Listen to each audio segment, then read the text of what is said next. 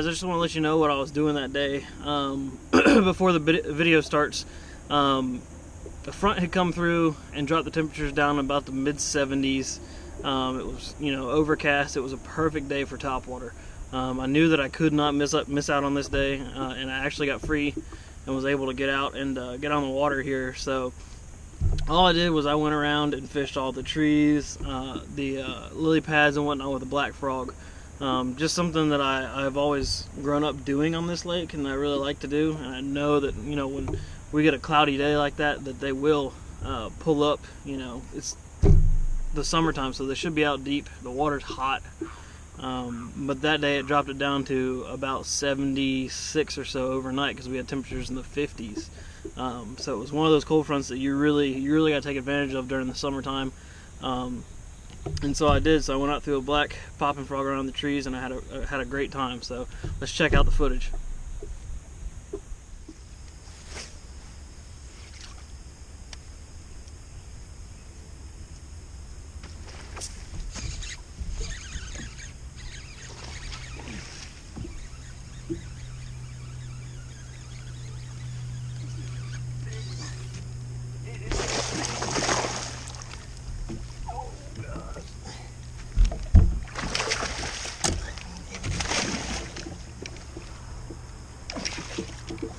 Giant. Holy crap.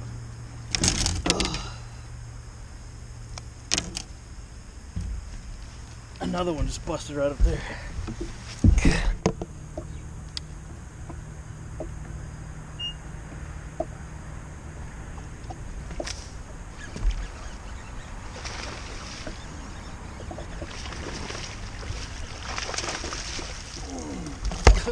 Holy.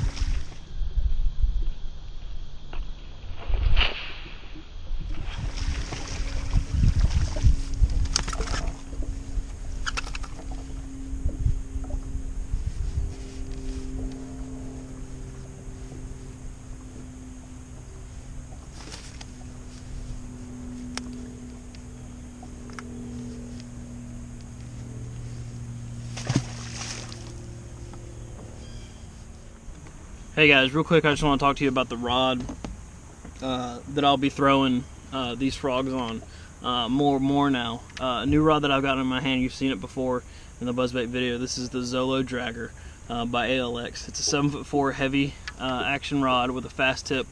And I love this rod for the tip specifically because I can really walk that frog. I can almost turn it around completely if I wanted to.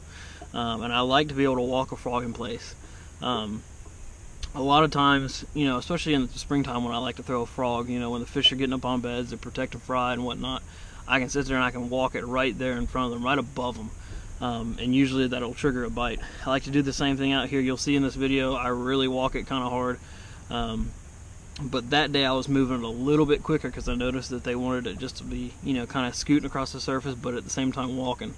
So I throw it on the Zolo Dragger, got that good tip, and I got that great backbone for pulling them out of the lily pads like you'll see in the video, off the middle of the trees and the tree tips and whatnot, so they don't go back into it.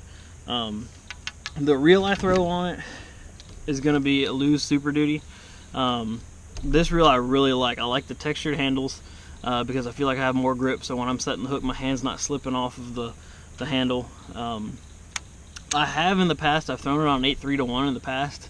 I got to the point where I did not like an 8-3-1. A lot of people will think, the faster the reel, the better for frogging. I think that's kind of untrue, personal opinion. So with 8-3-1, I felt like I wasn't able to walk it as good as I wanted to. So I dropped down to a 7-5-1 on this Lew's Super Duty, and I'm not going to go to anything else. This reel right here has got the job done. Love it. I can cast it a mile. Don't have any problems with it at all. So the new rod that I'm going to be throwing it on is the Zolo Dragger by LX, paired up with a Lew's Super Duty. Y'all check them out.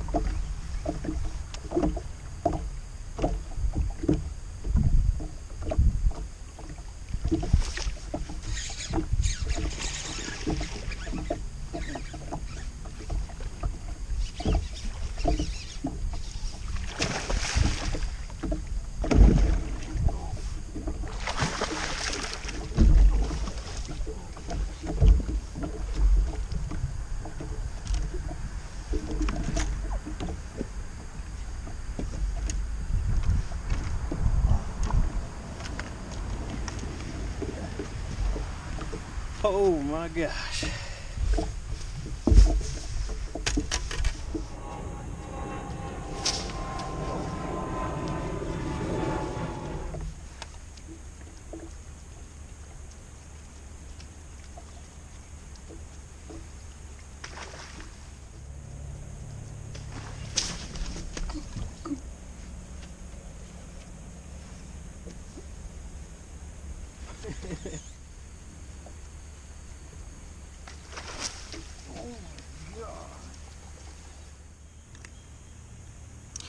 I'm going to just show you just how much I trim these skirts on this frog. This is the black frog that I throw all the time. It's a spro popping frog. No reason for the brand. I just like a popping frog, and it seems to be the best for me. So what I do, this is a frog out of the packs. This one I've seen longer than this, and I know this is a brand new one. I have not thrown this one. The hooks aren't even bent out on it yet. So I'm just going to take probably a 1/4 inch off of these, not much at all. So what I do is I'll just, line it up to where I think I'd want it to be, and then I'll knock it right off like that. Go to the other side and do the same thing. That way that little frog is going to be able to twitch a lot better. You're going to see it in the water. It'll almost turn 180 degrees around when you got a real short legs like that. Another thing, like I said before, is going to keep those fish from coming up and just nipping and pulling under by the tails. You'll see that a lot with a frog. A lot of fish just come up and grab it by the tails and pull it under, and you'll totally miss them every single time. So that's just one of the things I do to fix it. It doesn't increase my bites by a ton, but it's enough that I'm more confident in it. So I hope you enjoy the video. If you want to know anything else about frog fishing, just let me know. Shoot a comment in the comments below, and I'll respond to you as much as I can. Appreciate it, guys. Bye.